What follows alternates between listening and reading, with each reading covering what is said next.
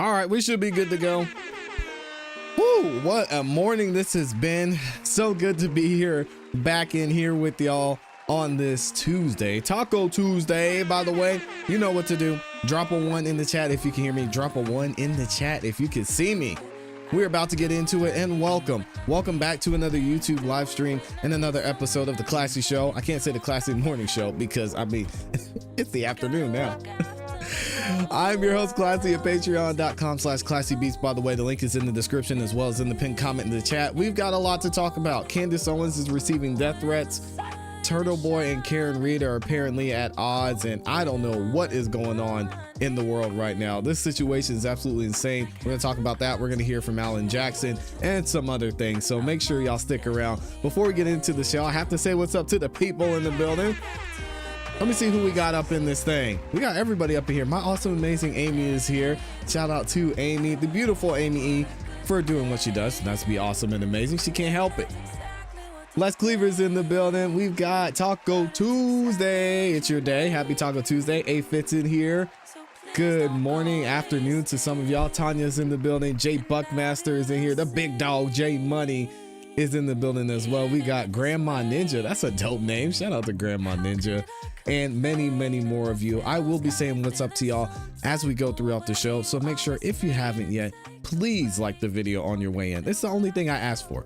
Likes are free, helps the channel continue to grow, lets the algorithm know that y'all are enjoying the show, and shares the video, the channel, and this live stream with more people. So if you haven't done that yet, I would appreciate it if you could. Thank you to all 600, nearly 600 of y'all that have done that so far. It helps out a lot. If you're feeling extra generous, you can share out the video as well. Just click the share button. It's got an arrow that's curved and pointing to the right that allows you to share it to Instagram, Facebook, and anywhere really you're on social media. And you can also share it in text to your group chat or just to someone individually. Let them know where you're going to be hanging out for the next while. So thank you to those of you that have done that. I also will be reading super chats as we go throughout the show as well. So big thank you to those of you who go the super extra mile and drop super chats in here as well. Y'all see my awesome, amazing Amy is up in here with the super sticker. Give me some coffee. She knows I don't drink coffee, but that's all right. We already have some other things we can do to keep us and to wake us up. So shout out to Amy for always contributing. And that way I appreciate you, Amy, and thank you for the love and support. Let's go ahead and get into it, y'all, because I know we're already into the afternoon and we've got a lot to cover on today's show. So if y'all are ready for it, let me know what's up. Shout out to those of you watching over on X too. Voice of Reason, I see you over there. Good morning, good afternoon. Shout out to JC is in the building over here on YouTube as well. All right, let's go ahead and get into it. So we've been talking a lot about what's been going on with Candace Owens, and recently some news has come out about Candace Owens. All right, hold on a second. Let me double check and make sure that we're good. Are y'all good? Can y'all hear me? It looked like we lost the signal for a second. Let me double check and make sure we're good. We're good. Tanya's in here. I see JC. Let me double check. Okay. Jay Money says we're good, so we're good.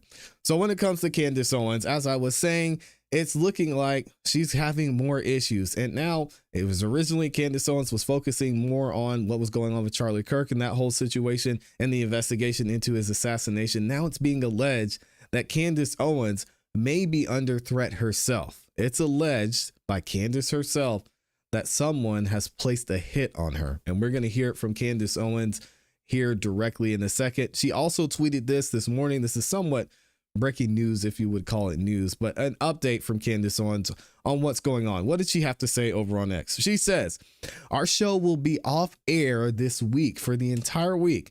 As an update, both the White House and our counterterrorism agencies have confirmed receipts of what I reported publicly. Emmanuel Macron attempted to organize my assassination per a source close to the first couple. Also, I will again state that the French legionaries, hopefully I said that right, were involved in Charlie Kirk's assassination, but they did not act alone. So again, we've got accusations here coming out from Candace Owens. Is she going to bring the receipts? Will this be found out to be true? We'll have to wait and see. She says, for all of you who doubted my claims, You can now look to the President of the United States and our intelligence communities to issue a statement to confirm whether I am telling the truth. So Candace says, it's out of my hands. I reported what's going on, and we'll have to wait and see. Now, this was an interesting response to Candace Owens, and I think it's appropriate that she responded to this. This person says, Candace, receipt simply means someone opened an email and logged an online report, meaning that anybody can say, hey, I'm in fear of my life because I think XYZ person is trying to get me.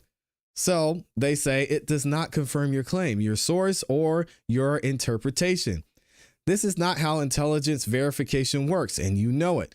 If the President of the United States or any counterterrorism agency believed France had attempted to assassinate an American citizen, the response would not be silence from Washington and an Instagram story from you. It would be a diplomatic crisis, emergency briefings, and an immediate press conference from the State Department. Well, maybe.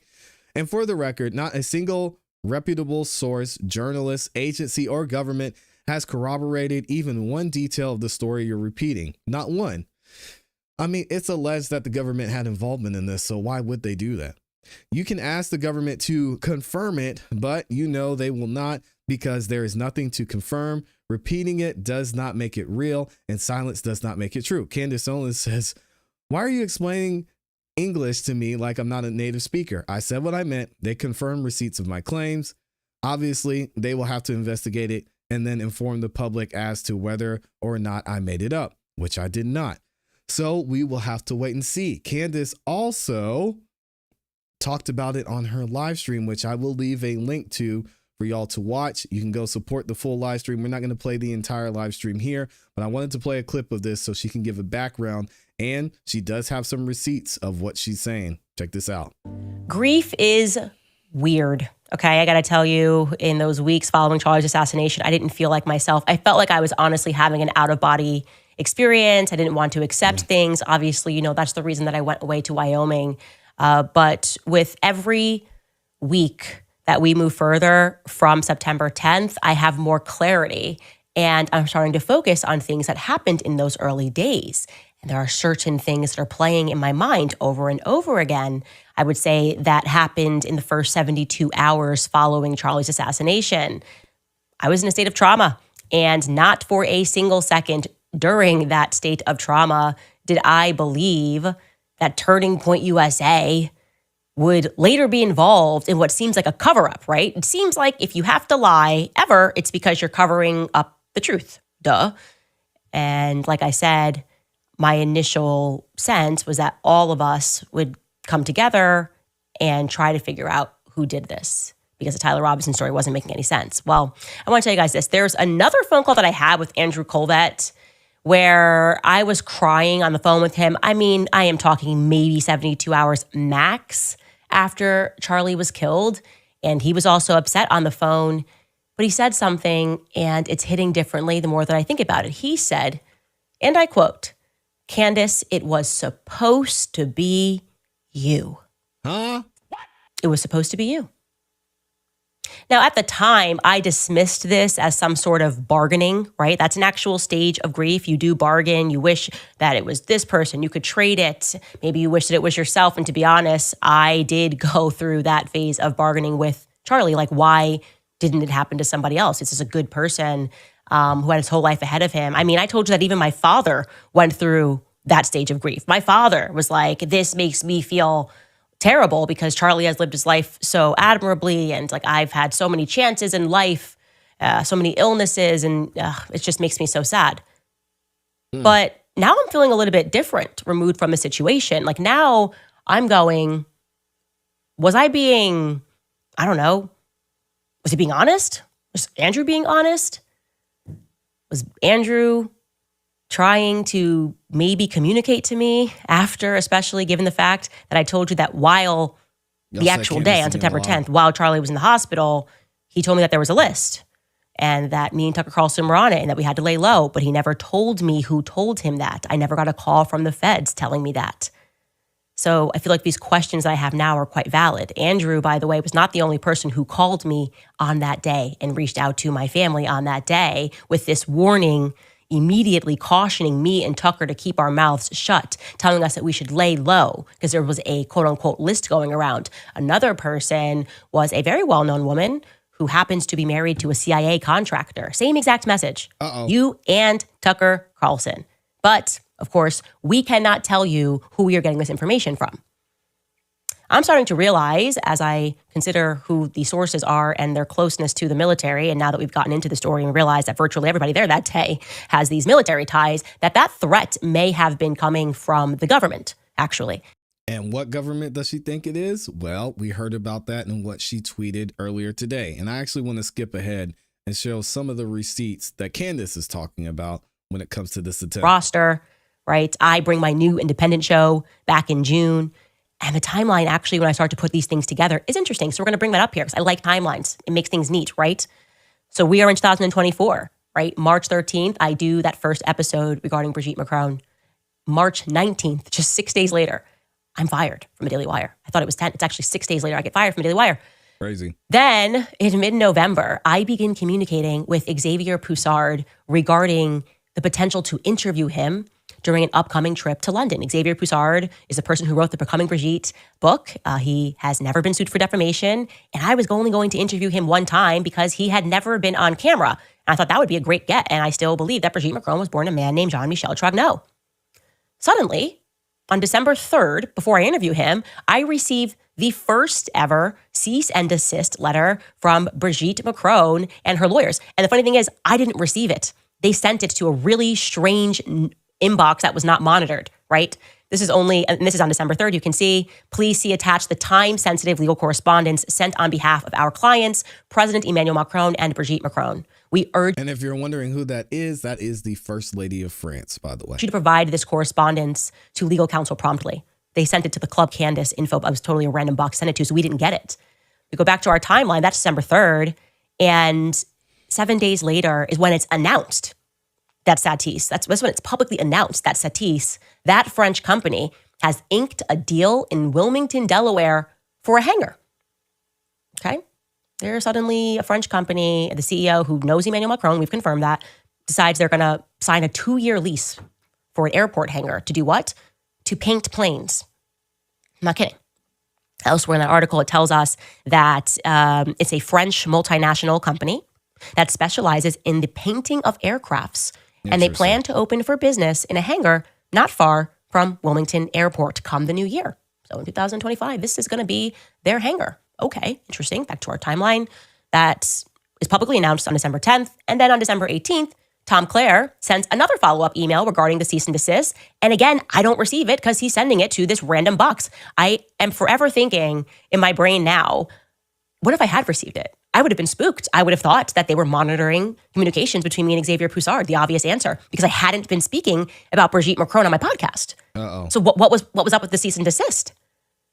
I think my suspicion is they knew that I was moving to interview Xavier Poussard, which I then did. As you can see on the timeline, on December 21st, I interview Xavier Poussard in London. We did not release it, right? We fast forward, we receive, after he forwards it to our actual attorney, and we receive the communication. And it actually just makes me angry because I'm pregnant. Now we're in 2025, and I decide that actually I'm going to turn this down to an entire season because who are you, French first man, to tell us that we can't speak about the story, which is incredibly interesting. And on January 31st, I release the first episode of Becoming Brigitte. Brigitte Season 1 airs. And obviously, this show goes viral because it was We're not happy about it. Shocking story, an unbelievable story. People worldwide are going, what the heck is going on? It's not what the press told us. It really kind of, it shocks your core that the press could be in on telling a lie this big. And then on February 17th, we premiere my sit down with Xavier Poussard. Now, this starts to get really, really crazy as Candace gets into it. And I want y'all to go over there and support her. So I'm going to leave a link to the full live stream in the description for you. But then it gets into what happened with the defamation lawsuit. Candace Owens going back and forth with the First Lady. And there's something there. Again, saying and thinking that Candace Owens having this issue with someone in that high of a position is nothing, I think would be naive. How deep does that go? We're going to have to find out. Let me know what y'all think in the comments in the chat. We're going to stay up to date on this. Hopefully Candace Owens stays safe and this entire assassination issue just is unfounded. That's all we can pray for, because I don't think anybody else needs to die here. Let me know what y'all think. Shout out to the game. We got 8,000 of y'all in the building. And big shout out, excuse me, to my awesome, amazing Amy in here. Just gifted 5 memberships. If you got a membership from Amy, make sure that you say thank you. Go check out the members only content. Also, while you're over there, you get instant access to all the videos we drop here on the channel. If you're a member, y'all have seen we've got videos scheduled out for throughout the afternoon. So make sure if you're a new member, you go over there, check out the content, and you get your name highlighted in that beautiful green. You've got custom emojis you can use in the chat as well, as along with a bunch of other membership benefits. So shout out to Amy for that. If y'all don't follow Amy and you're not subscribed to her channel, make sure you go subscribe to her YouTube channel. She's not just over here being amazing. She's amazing everywhere she goes. So go check out her channel, show her some love, subscribe, hit the notification bell so you don't miss any time that she drops a new video or does a premiere over there on her channel as well. We were just watching one this morning that was absolutely crazy. So y'all go show her some love if you could, please. And also, we're going to keep it moving and get into this next topic, because we've been talking about what's been going on with the Celeste Rivas / David investigation, and we've got some more updates here. Give me a second. So we've got some more updates when it comes to Celeste Rivas and David. The LAPD is apparently getting sick of what's been going on with the reporting when it comes to David and Celeste Rivas. So we're actually going to hear finally from the LAPD when it comes to these updates. We've got some issues with the medical examiner and what's going on there, why the medical examiner is having so many issues, and the LAPD essentially seeming like they called out TMZ for some of what they're reporting. Check this out. So this was posted over on X, and it says, according to LAPD Captain Williams, when Celeste was removed from David's Tesla trunk, Celeste Rivas Hernandez was not partially frozen. Okay. We talked about TMZ reporting about the freezer and how it was funny. They said, oh, this house has a freezer. It's shocking. Well, of course, everybody's house has a freezer. But then they showed pictures and videos of an appliance that was ordered, or seemingly looked like it was ordered, and sitting to the side, that was a large freezer that seemed somewhat odd. So maybe there's something there, maybe something there's not. But they also say Celeste was not decapitated. I find that hard to believe. Well, the frozen piece never made sense. I never understood why they would decapitate her, since she could fit in the Tesla trunk without being decapitated. And she said, they also said that LAPD captain and commanding officer of Robbery Homicide Division, Scott Williams, tells People magazine exclusively that Rivas Hernandez was not frozen and was not decapitated, as previously reported by local media. So now we've got to figure out what's going on here. Let's see this article that was just posted earlier this morning. So this is somewhat breaking news. There is a new court order in LA. And this court order is basically shutting down all the speculation that we've been doing here on the channel. And that has a lot of it has come from TMZ. A court order prevents the LA coroner from releasing details of the teen's body found in singer David's Tesla. Why? We're going to find out. Los Angeles police have blocked the county coroner's office from releasing details about the death of a teen girl whose body was found in the trunk of a car registered to singer David, the medical examiner's office said on Monday. Celeste Rivas Hernandez was found dead on September 8th in an impounded Tesla in Los Angeles just after her 15th birthday. Several news outlets reported the car belonged to David, whose legal name is David Anthony Burke, and he's 20 years old. The medical examiner's office said in a statement that it has received a court order initiated by the LAPD, of course, because they're mad, to place a security hold on Rivas's case. Why? We've studied and we've observed a lot of cases here, and the way the LAPD has moved in this instance is really very strange. And honestly, it seems like very slow. August, September, October, and now we're in November, 3 months later, and it seems like they have no clue what's going on. There haven't been any arrests. No statements have been released. We haven't heard from the family. It's just, there has to be something else here, because the medical examiners, they're in there, they're working, they're doing their job, and they said they've been struggling. And now the LAPD's telling them to stop talking. The order issued on Friday demands that no records on or details associated with the case, including the cause and manner of death and medical examiner report, can be released or posted on the website until further notice, the statement said. Maybe because they found the suspect and they don't want the suspect to try and start changing their story in some way or getting information on what they found. The order came several days after multiple Los Angeles TV stations reported police considered the Houston-born alt-pop singer a suspect, citing anonymous sources. The LA Police Department has not confirmed that, and David's lawyer, Blair Burke, did not respond to a request to comment on Monday. LAPD Captain Mike Bland said the security hold was not sought to undermine transparency, but to maintain the integrity of the police investigation, which is ongoing by detectives with the Robbery Homicide Division. It was done so that our investigators get the information before the media and the public, Bland said. Well, good luck with that, because we know TMZ has people on the inside everywhere. Chief Medical Examiner Dr. Odi Ukpo, hopefully I said that right, said such security holds a virtually unheard of in other countries, or in other counties, in California. So the medical examiner even said, I don't know why we're doing this, but I gotta listen, I guess. We are dedicated to serving our community with full transparency.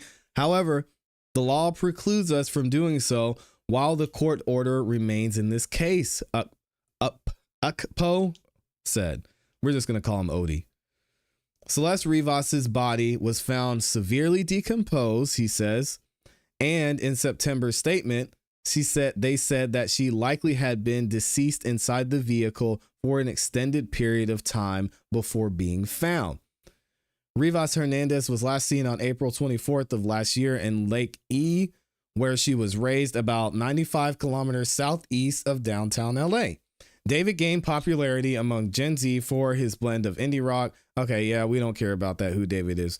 And then they said David had been on tour for his full-length album when Celeste Rivas's body was found. The last two North American shows in San Francisco and LA, along with the scheduled performance at LA's Grammy Museum, were canceled, as was the subsequent European tour that was set to begin in Norway in October 1st. Well, it would make sense that would be canceled, probably because the LAPD said, hey, David, just don't go anywhere for a while. We got a lot of investigating to do. This doesn't make sense. And a woman that you knew and were involved with was found in your car. So yeah, you might want to stick around for a little while. So we have another article here, and shout out to Lauren Conlin. Y'all make sure if you haven't checked her out on X, go follow her on X as well. She's been doing a great job of being up to date on this. She also posted and says that LAPD confirms Celeste Rivas's case is now a murder investigation and no one is off the table, including him. Detectives argue transparency could jeopardize the probe as LAPD insists rumors of freezing and decapitation are quote unquote nonsense. Well, let's see what Lauren has to say. LAPD, who have remained tight-lipped since September 29th, have confirmed that the death of a 14-year-old Celeste Rivas Hernandez, whose decomposed remains were discovered in the trunk of singer David's Tesla in September, is now being treated as a murder investigation. According to newly filed court documents filed November 24th, the development comes as the LAPD sought a court order blocking the LA County Medical Examiner from releasing any autopsy records, including cause and manner of death. In a sworn declaration reviewed by the LA Times, LAPD Detective Josh Byers of the Robbery and Homicide Division said releasing autopsy details will reveal or tend to reveal the ongoing investigation and the integrity of the investigation, as well as the identities of witnesses and or informants, which could endanger the lives of witnesses and or compromise the investigation. Again, Makes sense, but they are moving so slow when it comes to this. But the medical examiner already said we've had an issue with the body. The body was so decomposed that we weren't going to be able to have an easy shot at figuring out what's going on here. Also, Los Angeles Superior Court Judge Craig Richmond granted the request, sealing Byers' declaration, supporting documents, and the court order itself. Los Angeles previously reported that the medical examiner's office did not seem to agree with the order, reiterating that they are dedicated to serving the community with full transparency. And we just read that quote. Hours after the medical examiner's statement, LAPD Captain Scott Williams, commanding officer of robbery and homicide, told People magazine that several rumors circulating online and on social media were incorrect, basically taking shots at TMZ. Celeste's body was not frozen, Williams said. She was not decapitated. The whole frozen thing doesn't make sense. Her body was in the car for a few weeks. Williams added that even hypothetically, 5 or more weeks in the trunk of a car in the sweltering heat in the middle of summer would not have resulted in a partially frozen body being discovered on September 8th. Interesting.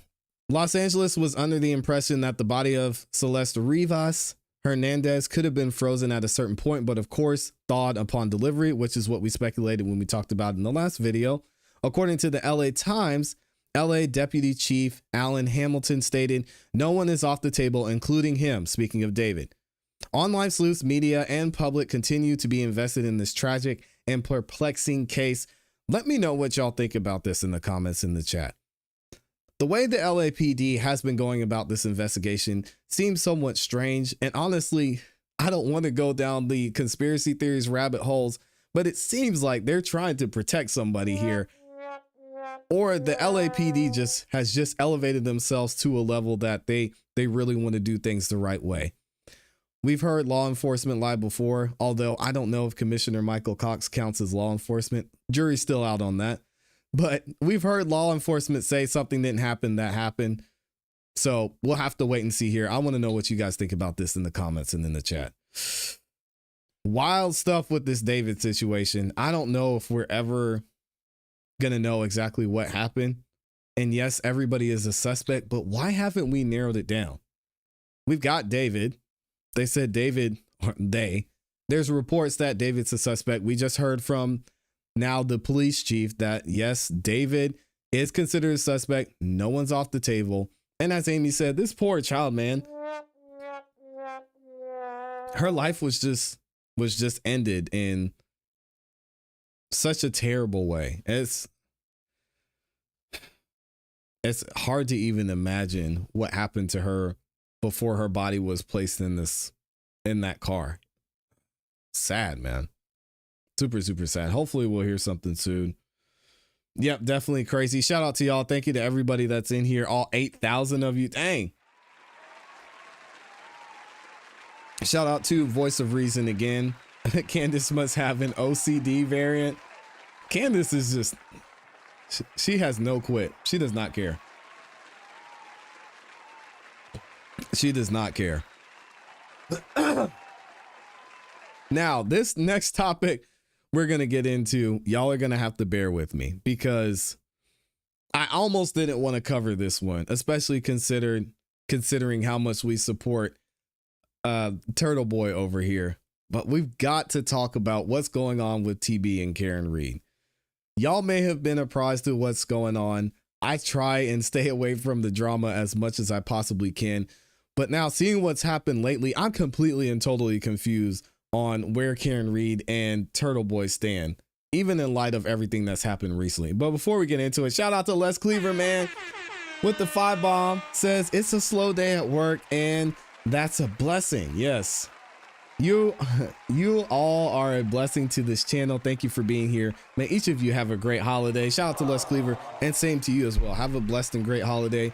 Hopefully you get some time off, Les. I know you probably don't know what to do with it, but enjoy it, slow down a little bit, and relax, man. We'll be here for you, and I'll have some comments, some content for you to watch from the couch while you're relaxing. Thank you for the love, Les Cleaver. I appreciate it.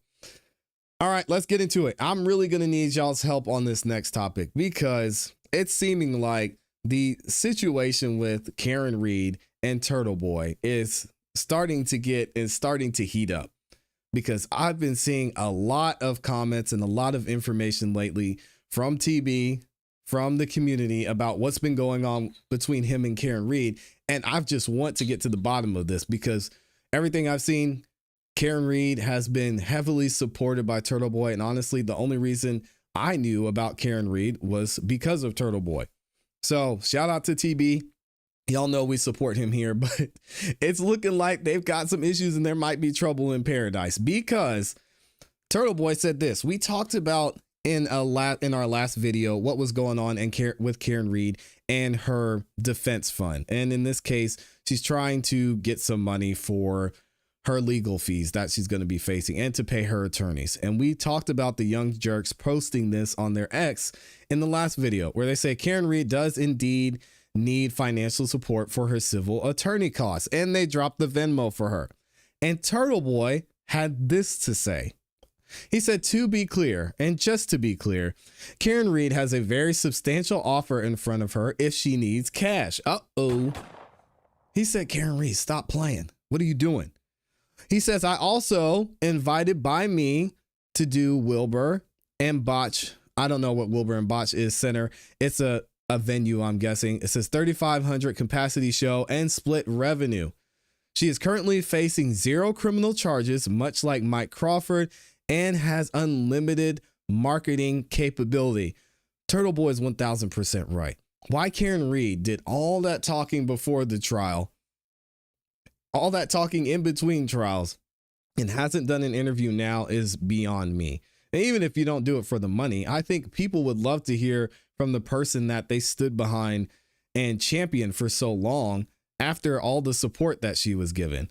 So I don't know if she's just afraid of not saying the right thing, if she saw how being on the camera could have potentially hurt her in the other trial, if AJ finally got to her and said, listen, Karen, shut up.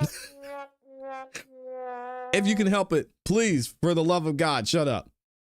Because I was shocked at how much talking she did, even though the trial wasn't over. So Turtle Boy also had this to say. He says, also, maybe I missed it, but has Karen Reed asked anyone to raise money for her civil case? Or are these, I'm not going to read the word. He said, but are these dudes just looking for a pat on the head in hopes that they get to be in the inner circle? Pathetic, he says. Again, Turtle Boy can say whatever he wants to on this instance, because he is now facing, because of his support and the work he's done on this case, criminal charges for this. And he's the only one that I know of that's facing criminal charges in this. And he's going to talk about it here in a second. He says, I was also under the impression that we were fighting for justice from government corruption, not fighting frivolous lawsuits or civil suits brought by private citizens. Fair statement. And also, someone made a statement here I thought was interesting. They said her lawsuit is frivolous.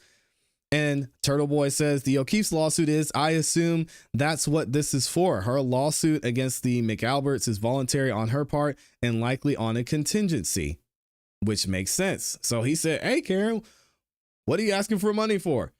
Again, I like that TB is keeping it fair on both sides. If he sees something, he calls it out. I got to respect it. And we're going to talk about it here. Now, I'm not going to play his full live stream. I want y'all to go over and support TB. I'll leave a link to this live stream in the description for you and also in the comments. But I want to hear from him what exactly is going on and why he feels so strongly about this situation with Karen Reed asking for money. And hopefully we can find out what happened with them, because dang, I know there was a phone call or a voice memo or a voice something leaked between the two. But we got to figure out what's going on here. Check this out. Because to be clear, I am the only one facing any sort of criminal charges right now. The only one. No one else. And that includes Karen Reed. Karen Reed is not facing any criminal charges. So she says, why not get your head out of your ass and come up for air here momentarily? This post is not about supporting murderers. This post is about not supporting murderers and not funding their cover-up scam. Stop making everything about Karen Reed versus Turtle Boy. So I responded and I said, actually, I am the only one facing 90 years in jail. I wish the worst thing happened to me right now was the worst thing I was facing was a lawsuit. I wish I would trade that for a second. Oh, you got a lawsuit? Cool. I got fucking a whole bunch of felonies and 90 years in jail I'm facing. I said, luckily, she has a very lucrative 6-figure offer sitting in front of her that could help her out if she needs money. Okay. So as you guys know, I'm doing a documentary with Compelling Pictures. It was supposed to be a documentary about Turtle Boy. Congratulations. Okay. And it's going to be about my retelling of the Karen Reed experience and how we blew the story up and all that stuff. All right. And, you know, they were like during the trial, they're like, do you think Karen would do it? And I'm like, nah, she's under contract with someone else until July. She was still under contract with Terry from the disaster project she did. Interesting. So I'm like, you know, I could try afterwards. And so I introduced them at the dinner, and they exchanged contact information, and they've been in touch. And, you know, really, like, we have offered Karen Reed, you know, money. And I even told Jeff, I'm like, you can pay me less money if it means bringing her on. I don't care. Right. If that, whatever it takes. And so, because that's one of the things she said to me on the phone. It's like, I know how much money you're making on that, and I haven't made a dime, and blah blah blah blah. But I'm tired of hearing that. I'm tired of hearing about I'm not making any money, blah blah blah. That's your problem. Sorry, like, and this is the Karen Reed intervention we're doing here right now, because Karen Reed needs to hear this, okay? Because she is getting horrible fucking advice, or she's getting good advice and she's just disregarding it, and she needs to hear this shit, because we need to have an intervention, y'all. Right? We need to have an intervention. Like, it has been over 5 months since the not guilty verdict was turned down. I don't want to hear I'm broke anymore. I don't want to fucking hear that. I don't want to hear the fucking crying about the joke I made on the Spaces when I said that I'm selling out the Wilbur and Karen Reed's living with her parents. First of all, it's a fucking joke. All right. If you can't fucking laugh about it, she was crying about it to me, sending me a message saying how offended she was by it. Like, fucking get over it. I apologize for fucking nothing. And it's the fucking truth. Karen Reed is extremely valuable. Like, her name alone, the amount of money making. If you woke up Karen Reed tomorrow and you couldn't find a way to fucking monetize that, you're a fucking idiot. Like, there's no other fucking way around it. She could sell out. I mean, how much do you think the foreman of the jury just got paid to speak at Fisher College? You think that was cheap? Right? The guy that went on TMZ, the first juror that went on there, he got fucking 5 figures to do that. Right? The jurors are fucking making money off of this. Everyone's fucking making money off of this, except for fucking Karen Reed. And that's her fucking fault. Dang. This is America. As they said, as French said in The Departed, right? This is America. If you can't make money, you're a fucking douchebag, especially if you wake up tomorrow and your name is Karen Reed. You have fucking unlimited marketing opportunities. Write a fucking book, you know, sell out the fucking rubber. That's the other thing I said. I knew she was struggling, so I want to help her out. She asked me if I could sell her fucking car. She asked me if I could do that. I'm like, sure. And I'm like, so I'm like, okay, I can help you make money. I have been contacted by Ernie Bach, called me, not you, a couple days after the freaking verdict. And he asked me, you want to do a show at the Bach Center? Yeah, sure. I'd love to. What about Karen? You guys, if you and Karen do it together, you guys could make a ton of cash. And Ernie knew shit about the case. He took a picture with her previously. I was kind of surprised. I thought he was like a supporter. He didn't know anything about the case. He's just like, yeah, I didn't really follow it. So she didn't do it, right? Like, yeah. So yeah, like that was his general sentiment. Like, yeah. Wow. So what do you think? She guilty or not guilty? Oh, 100% not guilty, bro. Are you kidding me? And so I'm like, okay, so I contact her about it and I give her the proposal idea. Like, let's go fucking make money. You're always talking about how broke you are and you have no money and blah, blah, blah. You live with your parents and woe is me all the fucking time. So let's go make some fucking money together. Right. We sell out the Bach Center, right? One show. We sell out the Bach Center. Me and you are leaving there with like $150,000. Okay. Each. And then we do 9 more shows. We go around the fucking country. I could make Karen Reed $1 million fucking in 2 months. There was no doubt in my mind. I could make her $1 million fucking, right? And that's what she couldn't do this during the trial, but the trial's fucking over. Okay. It's time to cash in.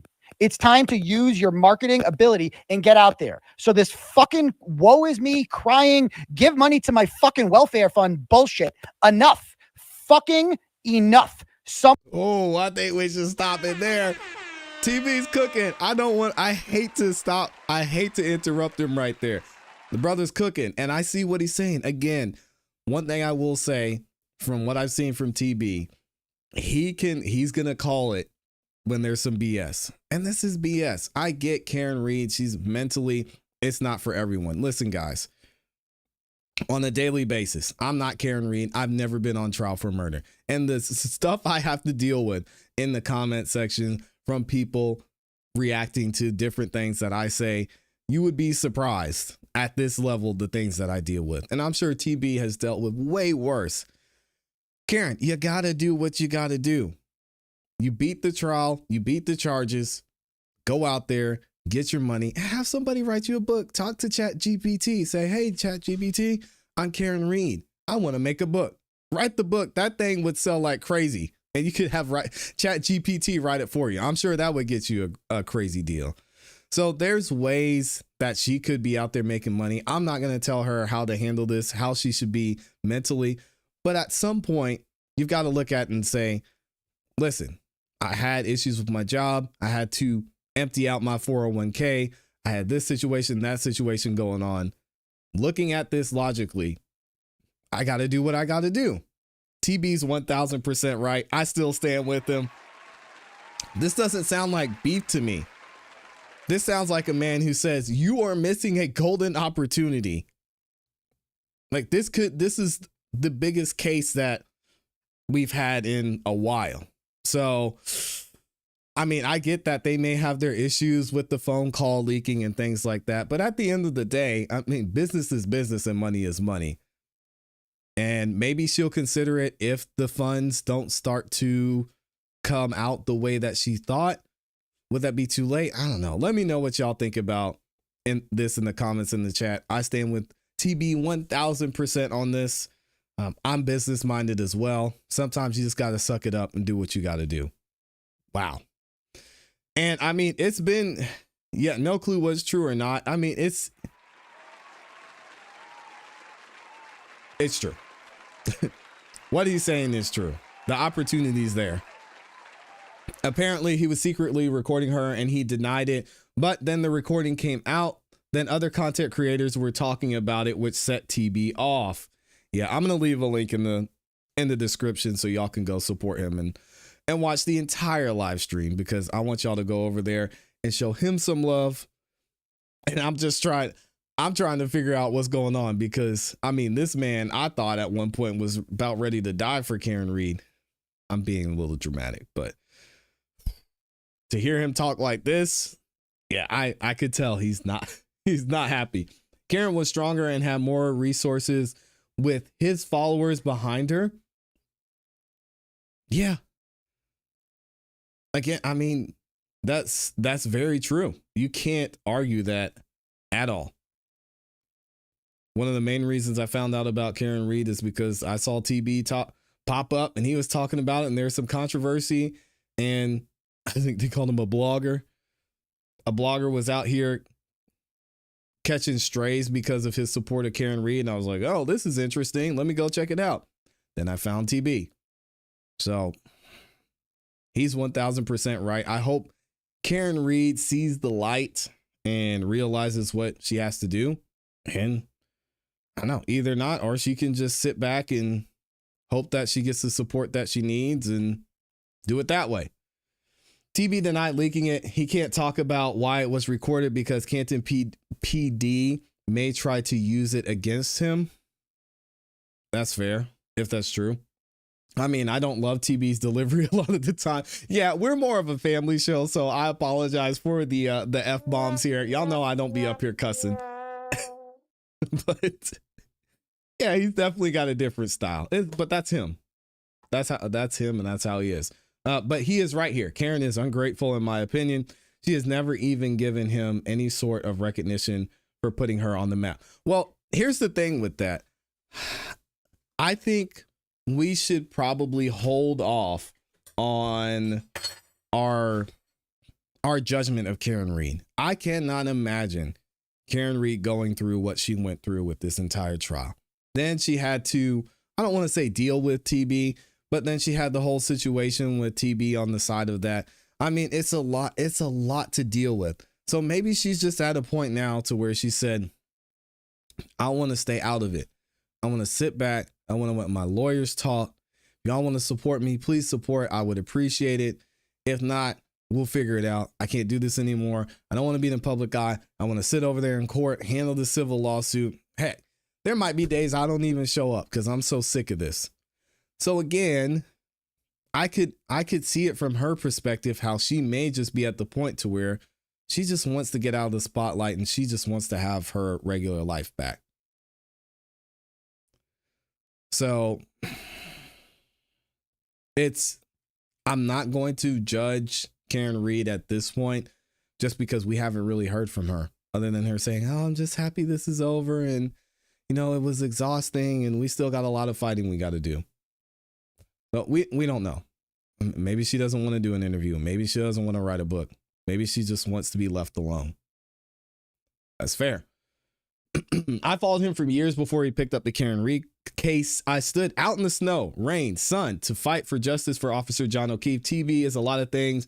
I don't want him saying my daughter, but he exposes truth and corruption. I agree.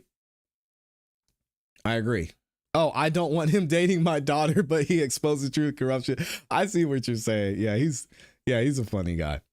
Please, there are so many other words. TB needs to expand his vocabulary. That's how they talk out there.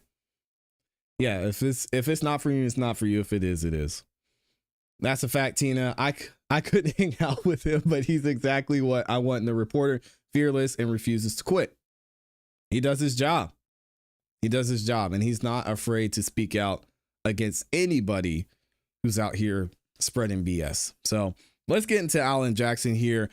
We've got another, this is so dope, man. Shout out to Billy Bush. We've got another amazing interview with Alan Jackson and Karen's new lead attorney covering her civil trial. We're going to get into that in a second, but I'm going to leave a full link for y'all to check out Billy Bush's full interview with Alan Jackson and Karen Reed's other attorney on her case as well. We're going to cover a couple of points here. Alan Jackson's going to start off by talking about Karen Reed's current situation with the civil trial and with them filing the counterclaims, and now with the Alberts and the McCabe's and Higgins coming back and saying, we want to separate everything. Let's go ahead and get into it, and y'all check it out and let me know what you think here. Well, I'm going to leave it to Chaz to talk a little bit about that. The lawyer and the team that's leading this charge is Charles Waters at Sheehan Finney and his team. They're phenomenal. Aaron and Damon and the folks that are behind this masterpiece that is the new complaint. Makes a lot of sense. I think you'll hear from him. Makes a lot of sense to combine certain aspects of the case or the cases. You'll hear him talk a little bit about what happened this morning. We just came from court. The reason for the suit is I just came from court. We're just sort of on the docket this morning, and Chaz is going to have a lot to talk about. It's very, very exciting. The idea that we are no longer just sort of receiving the slings and arrows, that we have gone on the offense. It's been a long time coming. Karen Reed deserves that.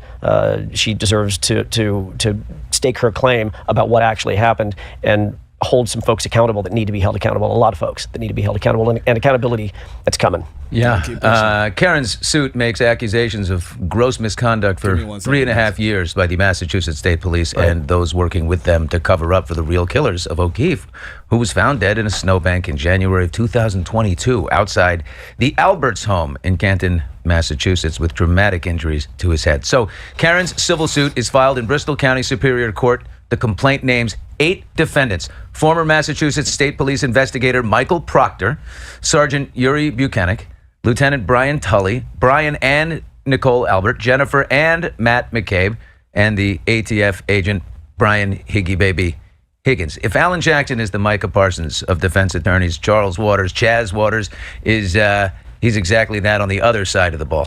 He just left court moments ago. Alan, I guess you were there. You were all on Zoom for this thing? We were, yeah. It was a remote hearing, and Chaz, as normal, did a phenomenal job. His team did a phenomenal job explaining to the court what the procedural posture and the contours of the case are. That was really the call of the day, a procedural update, a status case, or a status update for the court in the case. And he's going to have a lot to say about what sort of takes place after this, what the next procedural posture of the case is. We're coming back the middle of December, and then from there on, the discovery process starts, and it's going to be very robust. I'll put it that way. But I'll let him say that. The thing that I'm most proud of is being associated with the complaint that was filed. It is an absolute, unequivocal masterwork of work product that Sheehan Finney and those folks put together and filed earlier this week, and it's been received with great aplomb because it lays out a timeline, a storyline that is undeniable. And that's what we wanted. We wanted that story for Karen on her behalf to be laid out, and Chaz and his folks, there's nobody better. So I look forward to listening in on the conversation that you have with him. All right, well, have yourself a little sip of water over there. Settle in as you just whipped over here from court, and jump in at any time. We welcome Chaz Waters right now. He's in Boston. How you doing there, Counselor? Good to see you, sir. Billy, how are you? I'm terrific. Thank you so much. First of all, before we jump into it, how did this case arrive to you? And were you eager to hop in? You obviously have been watching all of this. You watched Alan and Dave Yannetti and the whole team over there. It's inescapable where you live. And so when the opportunity came to take the lead on the civil trial for her on offense, was it easy convincing? Yeah, and Billy, absolutely inescapable not to have your eyes glued on this case for the last couple of years. But before I get to some of your fellow... Let me skip ahead. My guys wipe me up. You're a little... Well, tell her I said hi, and I forgot what our cheer was, but, pass that on. It was after Karen was acquitted of all charges relating to the death of John O'Keefe that Alan and Karen came to Sheehan Finney, and me and Damon Seligson and Aaron Rosenberg all sat down with them, and we knew right away that this was a great match. That the folks here at Sheehan Finney have a lot of experience in these types of cases, although there's no case like this. But in complicated, complex law, complicated facts, that we've got a great team here.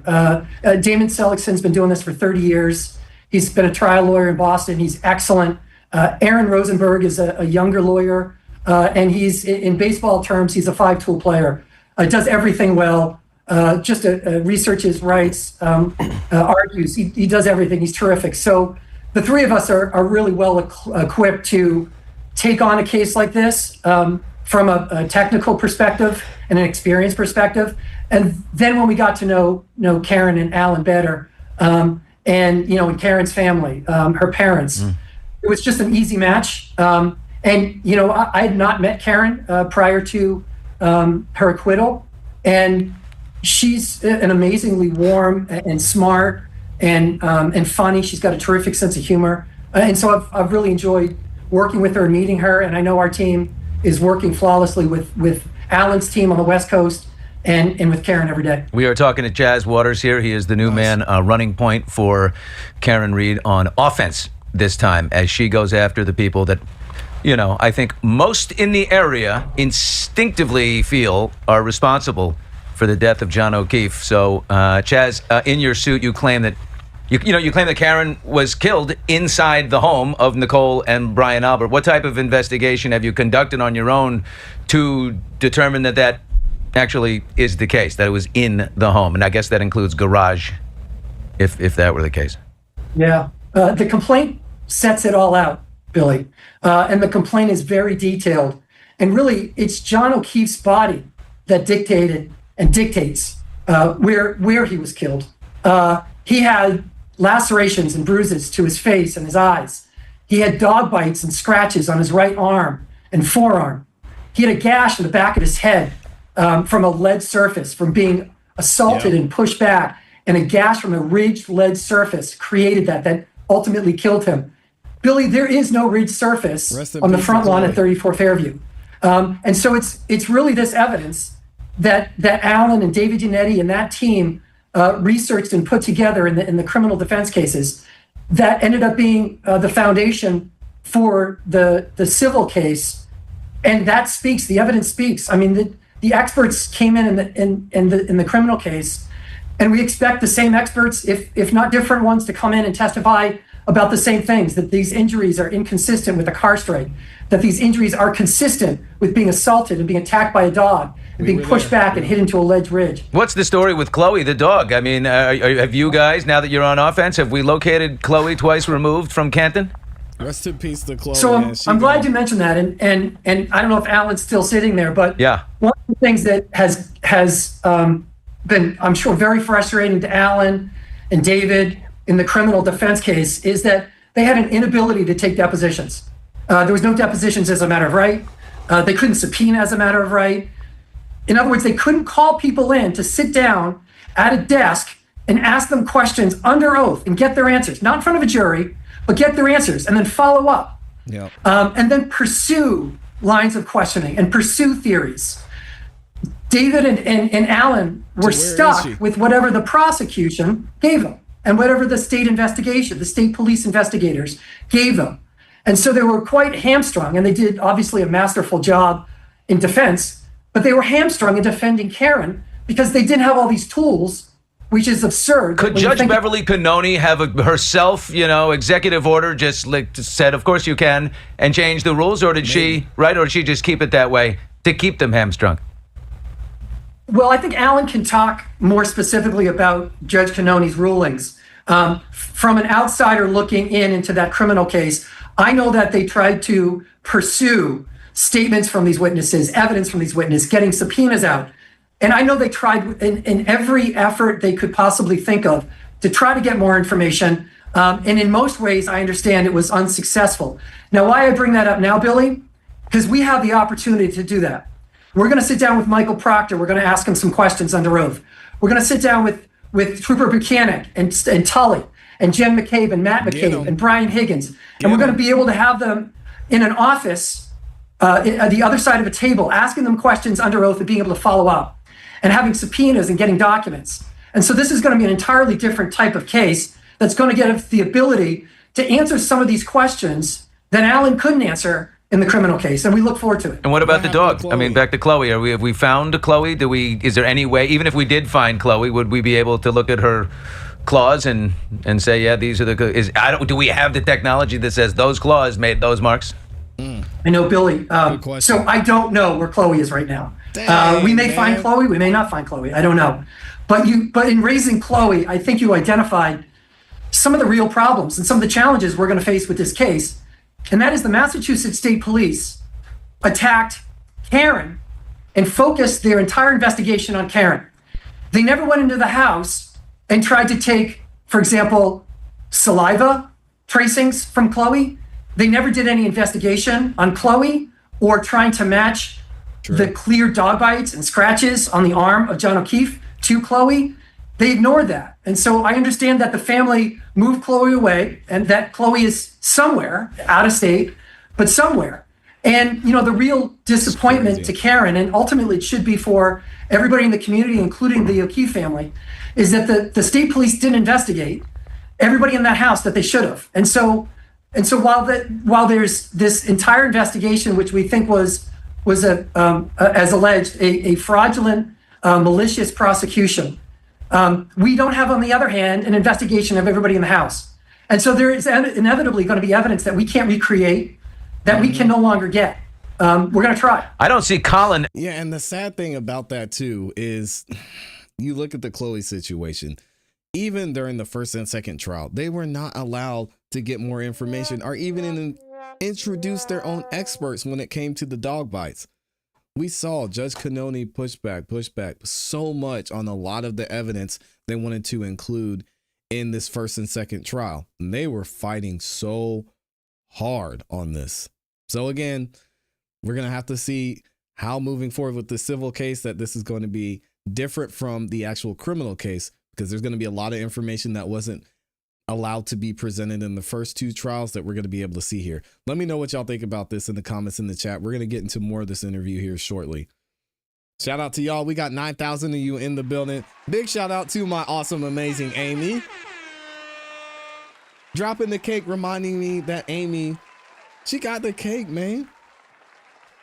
I need some of that right now, man. I need some cake right now. Shout out to Amy. And also showing love with the super chat. She does it all, man. Thank you so much for the love, Amy. I appreciate you. Thank you. I love and appreciate you, as always. Let me go ahead and double check and see what y'all are saying up in here. I know the pool was filled in. Didn't they get rid of the basement? Amy's over there making, oh man, white chili and honey cornbread. Lord. Lunchtime is going to be amazing. There's a rumor that Karen distanced herself from Yannetti and Alessi because she told them they couldn't do interviews, and they did. Ooh, well, she's not their boss. Well, she was their boss, but she's not their boss anymore. I have not seen proof of this, but it's being whispered. It could be possible. It definitely could be possible. I hope I'm getting the bowl of that. Shoot. Mainstream and local media weren't covering the Karen Reed case properly. Without TB, a lot of this corruption stays hidden. And I'm not taking sides in the beef. It's just the truth. Shout out to TB, man. Put some respect on Turtle Boy's name. Stop calling this dude a blogger. The heck? Yes, dug up the floor in the basement and put down a new floor. What? Man, are you kidding me? All right, we're going to get into Colin Albert here.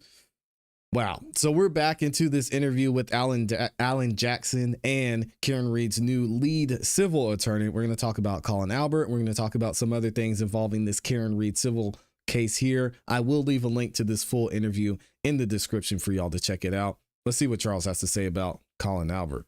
Albert's name on the list of people we're going after. How does he seems to me like a suspicious young man, to say the least. Is he part of it just because, could he be part of it, or he just didn't get a name check? Well, Billy, I'm required as a matter of professional ethics to stick with what's been alleged. And I can tell you that Colin Albert's name is referenced in the complaint, but I'm going to leave it up to the complaint to make any points about Colin Albert. Separately from that, if we pursue discovery and we take depositions or we get documents, and anybody, it could be Colin Albert, it could be anybody else, if their name comes up and we have reason to believe that there are allegations that should be made by other parties, you can bet we're going to make them. Okay, we're talking to Chaz Waters here, who's Karen Reed's lead attorney here for her case, her suit, which makes accusations of gross misconduct for 3.5 years by the Massachusetts State Police and calls out these 8 defendants, all of them, all the names you know, all the stars of the show. Michael Proctor, Nicole and Brian Albert, Brian Tully, Sergeant Buchanan, Brian Higgins, the McCabe's, the legendary Jen McCabe. Oh my God, she's got so much notoriety now through all this. So, the O'Keefes, back to kind of where we began, the O'Keefes have their civil trial against Karen, which is like a total wah. I mean, the criminal case is over. This thing is just, seems like it's taking everybody's time. You guys tried to dovetail them in together, right? Your civil going in the affirmative and then the civil that you have to defend again. Is there any progress on those two maybe just becoming one event? Yes. I don't think there was progress, but I think it's possible. In fact, the hearing today did raise that issue. And Billy, I can give you a little background because I raised it at the hearing today. When we originally came into this case, and we did that over this past summer, we analyzed and assessed the wrongful death claims against Karen. We analyzed and assessed the affirmative claims that Karen has against these parties that you've just named. And what we thought at the time made the most sense, and which Damon Seligson set forth at the first hearing in September, is that it makes sense that all of these parties and all these claims all come into one action. We take discovery together, we try one case together. And there's a lot of very detailed practical reasons for that I think all make sense. And so as we told the court we would, we filed a motion, we served a motion on all the parties, including on the proposed new parties, including the Alberts, including the McCabe's, the state police, the town of Canton, and we got oppositions back. And the process in Massachusetts is such that you don't file the motion right away, but you serve the motion, you get the oppositions in response, and then you take the oppositions and the motion and you file it all at once. But there's a nick in that rule that says if when you get the oppositions that you want to withdraw the motion because that makes the most sense after you flesh this issue out, then you can withdraw the motion. So once we got the oppositions here in this case, we were persuaded. We were persuaded that adding all of the parties in one action, at least at the beginning, may be more cumbersome than helpful. And so what we did is we told the parties, we're not going to file this motion. Instead, we're going to file a separate action. And that really has to do with the fact that all these new parties changed their mind. Have raised the concept that they have potential pre-discovery motions to file and or other procedural maneuvers to make, and all of which would happen before discovery. And so it occurred to us that it made more sense that those motions and whatever procedural maneuver has to happen in one action, and that we continue with the wrongful death case separate, so it doesn't get slowed down, separate, but that after we vet the claims and the parties in this separate action, which we filed in Bristol County just this week, which is the complaint that you talked about at the opening here, Billy. Once we get all the parties and the claims settled, that we consolidate everything, at least before trial. Because trying this case multiple times makes no sense to anybody. And if there's one thing we can agree on, it's not much here. I think everybody can agree on there should be one trial here. The notion that we multiple trials with the prospect of I'm not an attorney, but even from a legal standpoint, I could understand how they would want things separate. Again, as Alan Jackson said, this is going to make more work.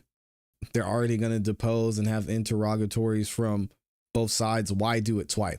I understand that side of the argument. So to me, either way, it doesn't matter. If you want to get it done and knock it out this way, fine. From the legalese side of it, I'll let the attorneys handle it. To me, it makes sense, though.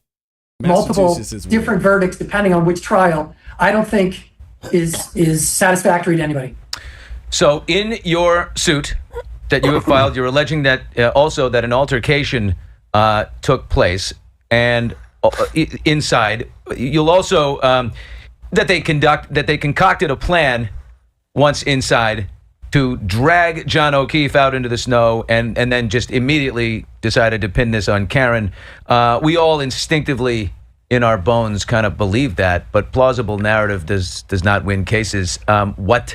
Is there evidence? Did you find stuff inside this house that led to you to believe that something happened in there, that the altercation happened in there, and that they dragged him out after that? Two things, Billy. First, as I told you, discovery hasn't started yet. Although technically it started, we haven't taken depositions yet. We haven't gotten substantive documents yet. There will be a request to inspect the house. I can tell you that. Alan, you've been in the house. I have. You've been in the garage. I've seen the video of you in there. I have. We need to play that video too. Well, to dovetail on what Chaz was just saying, think about harken back to the criminal trial. What evidence did we propound, did we prove to the satisfaction of 12 independent thinkers that established sort of what the lay of the land was that night, what happened that night? Well, just think about, as you're putting this together in your head, in your mind, there's three things that I want you to think about first. The injuries, and the injuries. Right? Yeah. The injury to the back of the head, the laceration to the right eye, which we established at the criminal case was consistent with a physical altercation. The laceration to the nose, which was consistent with a physical altercation. The injury to the back of the head, which is, as Chaz said, which was medically consistent with hitting a ridge or ledged surface. Of which there is in the garage. The fact that the garage has about a 4-inch ridge or ledged surface inside the garage. You step down from it to get into the garage, right from that door, right at the same general location where John O'Keefe was last seen going into the house or going into the structure. I still, to this day, think this whole thing was an accident. There was some pushing and shoving. John was just drunk. He came in the house, slipped and fell back, or he was pushed back, or he got punched back, whatever. And it was just an accident. Why they would cover it up like this, who knows? Maybe they didn't think that they would be believed with the story. I don't know, but it still seems like this is an accident to me. I don't think anybody was trying to kill John O'Keefe. Are they covering it up? Obviously. So those things also, talking about hearkening back to the criminal case, what was proven at that criminal case about John O'Keefe and where he was through the better part of the evening, what I call the shank of the evening or the early morning hours. The medical evidence was uncontroverted that he did not have hypothermia. He did not suffer hypothermia. The only way that he didn't have hypothermia is if he was someplace warmer. What's warmer? Well, I don't know, maybe a structure, a house, a garage, something like that. So it doesn't take much if you just hearken back to the evidence that was propounded and proven to be true by 12 independent thinkers, by a jury of Miss Reed's peers, of Karen's peers. What was true? What's the circumstantial evidence? What story is laid out by that circumstantial evidence? Well, that's mirrored in no small part by the masterwork that was, in fact, Chaz and his team's complaint.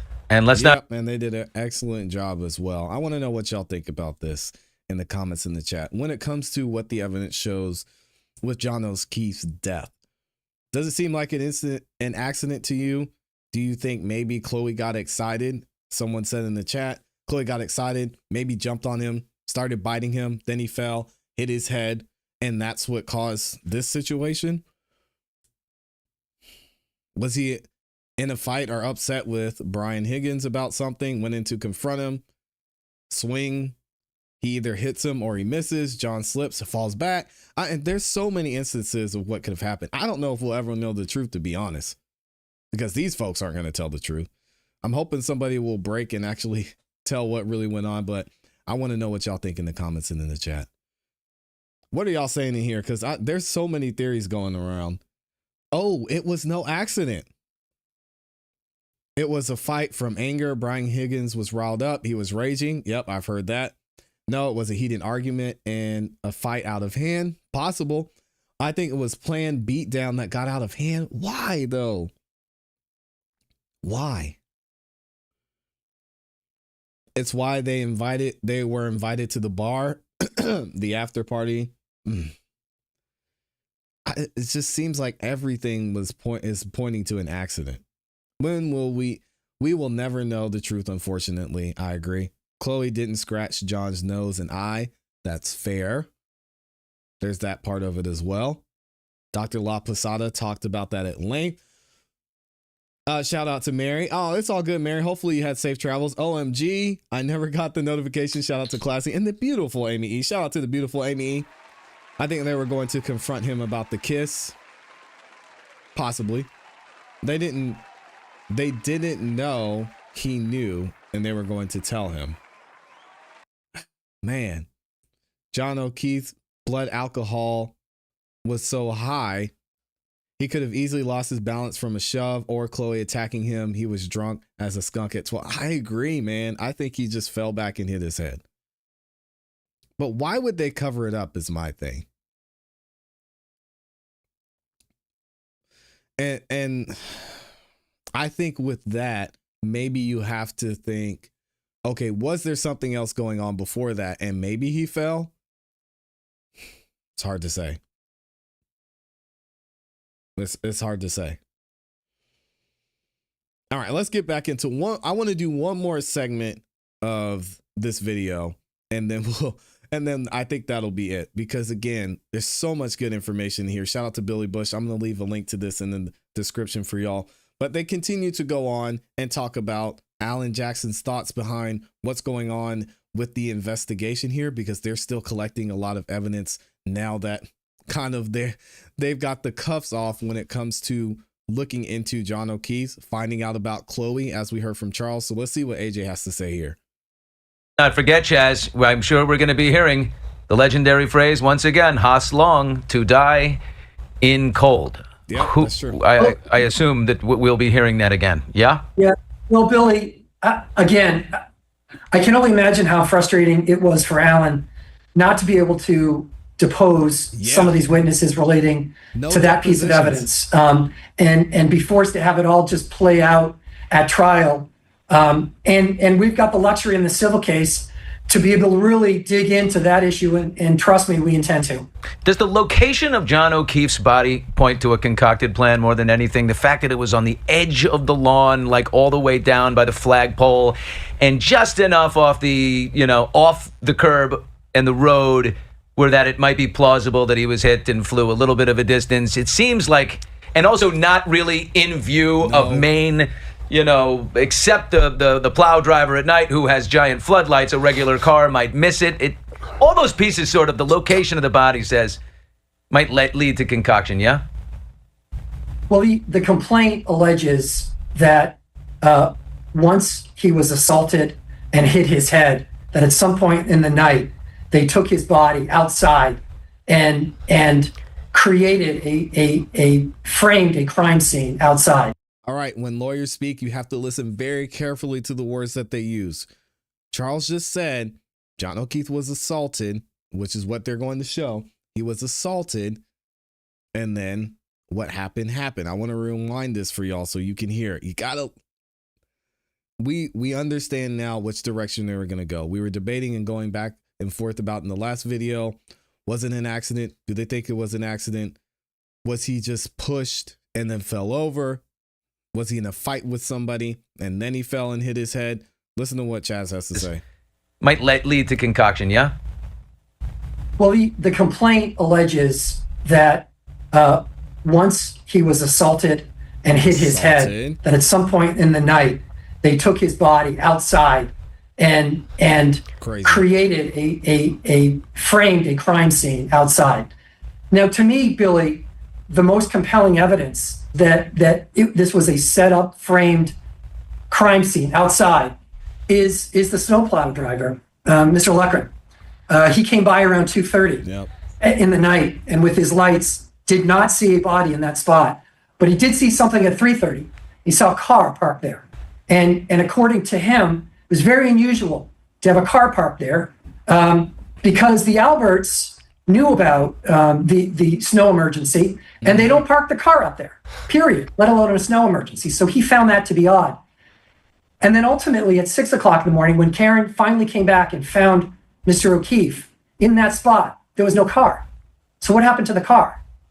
We do think that the complaint alleges that there was a setup and a framed crime scene in the front of that lawn. I don't know who's on the jury, but they don't like Michael Proctor. The odds are the guy has just shamed himself to such a degree. Is this a point that I missed from the criminal trial, or in your suit it claims that Proctor secretly communicated with the Alberts through his sister, allegedly passing along confidential information outside investigative channels? I didn't. Oh yeah. Was that just something I'm missing, or I mean, it was out there? Yeah, we all knew that. Oh yeah. That was part of that was a big part of his cross-examination. When I cross-examined him about the communications that he had. He just thought that I'm going to go through my sister, maybe. So that was a big part. He didn't have an answer for that, and that was one of the foundations on which the Massachusetts State Police found that he was in a complete violation of the duties and strictures of being a homicide investigator. It's completely improper. He was going through his sister to communicate with witnesses that we knew he should have absolutely no business communicating with. I mean, Proctor wrote that Karen had zero chance of skating on this. She's effed 16 hours after O'Keefe's body was found, and before he had ever entered the Alberts home. By the way, he dropped his petition entirely to be reinstated to the Massachusetts State Police. Billy, what about the statement, the Boston cop statement? What about that? Nope. He's a Boston cop too. He's a Boston cop too. That basically, in my view, that encapsulates, and that's in the complaint as well. That encapsulates nearly everything. If we had to pick one phrase, that encapsulates nearly everything about the cover-up. Yeah, I mean, it's hard to imagine this guy could be any more screwed in that area. And here he comes again. It's just you're gonna pull him out and depose him like crazy, right, Chaz? I mean, this guy. Is he the linchpin? Is he the first guy you go to? Is he the one that receives the most focus? Because I'm dying to hear more from him. And also Brian Higgins. Easy money. I have to stay away from providing strategy here, Billy. But I can tell you that as a party, we're going to depose Michael Proctor. And we're going to be thorough and complete on every aspect. I'm sorry. Those depositions of Michael Proctor, yo, this guy needs to disappear. The depositions of Michael Proctor are going to be insane. Absolutely insane. I bet Alessi and specifically Yannetti wish they could be there. Sheesh. Not just of his investigation, but his testimony on the first day, and that it will be a thorough and exhaustive deposition of Michael Proctor. Yeah. I mean, the things he said about her, that he was looking for naked pictures, that there were no nudes so far, hopefully she kills herself. Jesus, guy. Outside of sickening the jury once again and showing that, he's a depraved jerk with zero integrity and decency. How potent is that in court? The types of things he said about her personally. Very. Oh, jurors, my experience is that jurors recoil, and Alan saw it firsthand in the criminal case. I mean, they recoiled when Alan and Alan crossed Michael Proctor, and they went through those text messages. It was disgusting. Jurors hate it, and cases sometimes are won and lost on these types of comments and text messages made by important witnesses, especially, and obviously you know this, the lead investigator is making these comments. The one who had access to all the evidence, the vehicle in the Sally Port, the clothes that had access to all of that for days, that he didn't report his access. He didn't follow the guidelines relating to those clothes and keeping everything secure. So yeah, when it comes from the lead investigator, those types of comments, I think jurors are apt to be pretty disgusted. And he rose through the ranks of the Massachusetts State Police. They promoted him, they protected him. The filing notes that you will likely include Massachusetts State Police and the town of Canton. They'll be added, but what something standing in the way of adding them to the suit right now? We have a procedural hurdle to jump over. There's something in the statutes in Massachusetts in which we've got to make a presentment of the claim. And the presentment has to be in a letter, has to be in writing, and sent to them. By statute, they have 6 months to respond. And once they respond, then we can name them in a lawsuit and file claims against them. So relating to both the Massachusetts State Police and the town of Canton, we have claims against them that we're waiting to file, but we have to get through this presentment period first. We hope that is a quick process, and we'll be able to name them shortly. Chaz Waters is Karen Reed's lawyer in her civil case against all these people. Shout out to Chaz, man. I can't wait to see this play out. They're going to do such a good job. And those depositions of Michael Proctor, woo, they're going to be cooking that guy up, man. Let me know what y'all think in the comments and in the chat. And shout out to Billy Bush for this great interview. All right, let me double check and see what y'all are saying. OMG, light bulb moment. What happened to the Ford Edge? Moved back to the driveway of the garage. Maybe they used that to move his body. The Bryans at the bar is the first I've seen day drunk and still drinking, guys humping and fake fighting. But they are law enforcement and ex-military who served in Iraq. That's not an excuse. He tripped over a leaf blower and fell into the beer pong table. Man, the BS they come up with, man, is crazy. Shout out to y'all. Big thank you to the 700 of you that liked the video. I appreciate y'all. If you haven't yet, please like the video on your way out. Also subscribe, hit the notification bell so you don't miss any time when we go live or drop a new video. Thank you to everyone that went the extra mile and dropped a super chat. Shout out to Les Cleaver. And of course, shout out to my beautiful, awesome, amazing Amy E, as always. I hope y'all have a great rest of your day. Have a great Thanksgiving. We are going to be back on the show, so make sure you're subscribed so you don't miss out when we come back. As always, y'all know what to do. Keep growing, keep pushing, keep it classy. We gone. Peace. And y'all have a safe and happy Thanksgiving. I appreciate y'all. I'm thankful for y'all, man.